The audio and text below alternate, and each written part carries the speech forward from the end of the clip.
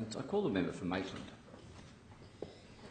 Thank you, Mr Acting Speaker. Last night I was honoured to attend the requiem mass for the victims of the Paris attack at St Mary's Cathedral, and I acknowledge the comments of the member for Lakemba and the member for Epping. During the service on behalf of our communities, we mourned the deaths in places such as Beirut, Baghdad and of course Paris. But we don't need to know the numbers or the nationalities of the dead or injured people, or when they died, or their beliefs, or how, or in which country. What we need to remember is that every person was someone's father, mother, brother, sister, friend, grandparent. They've all made their contribution.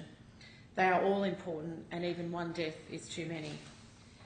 These deaths occurred in situations where we expect the right to safety: going to the footy, a concert, a marketplace, or walking in the street.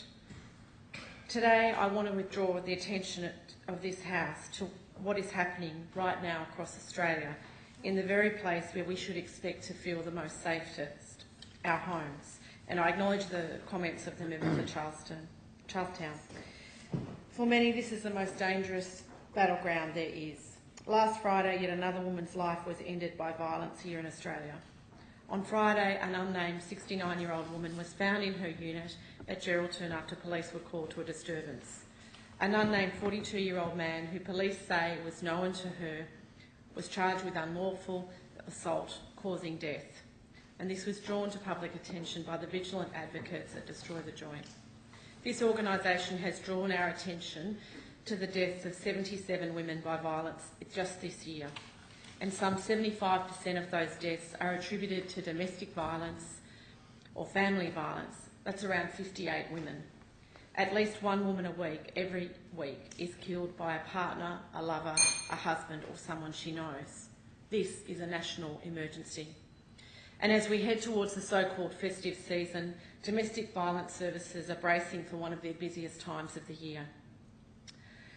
Many of the Baird government's programs that were recently announced have not been rolled out in my electorate of Maitland, where police say domestic violence is a major issue, where teachers at our local schools have told me that if they could just get a situation where the kids did not experience family or domestic violence, that they could get much better educational outcomes.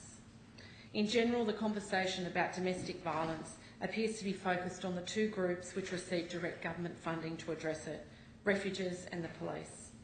Under their contracts, refuges are gagged from advocating, so they can't freely participate in the public debate nor publicly prove their funding crisis. It's time to start a conversation which includes refuge workers, members of the judiciary, doctors, teachers, community nurses, mainstream community services, social workers and lawyers, all those in our community who pick up the threads of this terrible, terrible crisis. We need to add weight to the calls for more structural changes in the legal system and to start calculating the real costs to our health and community welfare system and our economy. Some workers in the field believe that more resourcing for police will not result in reducing domestic violence until there is real cultural change in our police force. According to one lawyer, police are often not acting quickly enough. Specialist domestic violence officers are often not available, and general police seem to take the view often that they can calm down a situation without providing ongoing legal protections for the women involved. Admittedly, this may sometimes be a function of their previous interactions with the judiciary, particularly in regional areas. While the focus recently has been on the terrible domestic violence death toll, there has been less attention to other shocking statistics, as revealed by Quentin Bryce at a conference I attended in July. Every 3 hours, a woman is hospitalised due to domestic family violence. 3 women a week suffer head injuries due to domestic family violence. I acknowledge that there are men who suffer domestic violence. We need to protect them as well, because every person who suffers domestic or family violence is one too many. Every person who is killed is one too many. It's deeply disturbing to me that to reflect on the priorities of the Baird government, that in the context of this attack on women and children, the best the Premier can aim for is to reduce the rate of domestic and family violence reoffending within 12 months by 5% by 2019. It's not enough. We need to ensure that everyone in our community is safe from domestic and family violence.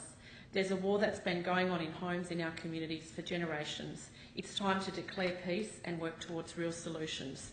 If we can't protect people in their homes, where on earth can they be safe?